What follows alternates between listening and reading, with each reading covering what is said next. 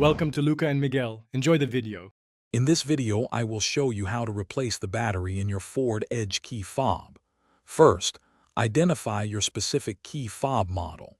Then, gather a small flathead screwdriver and a new CR2032 coin cell battery. Having these items ready ensures a smooth and quick replacement process. Let's get started with the first step. Now let's open the key fob. Look for a small slot, usually on the side or bottom edge. Carefully insert your small flathead screwdriver into this slot. With a gentle twist or prying motion, the two halves of the key fob casing should separate. Be careful not to force it, as the plastic can be delicate. Hey everyone, if you're finding this video helpful, please hit that like button and subscribe for more useful tips.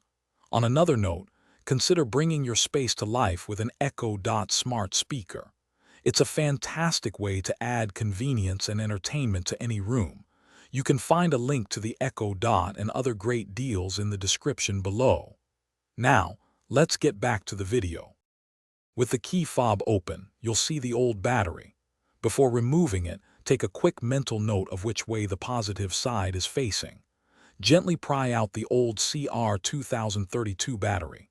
Now, insert your new CR2032 battery, ensuring the positive side faces the same direction as the old one. Then, simply snap the two halves of the key fob back together. Thanks for watching and please subscribe. It's the best investment you'll ever make.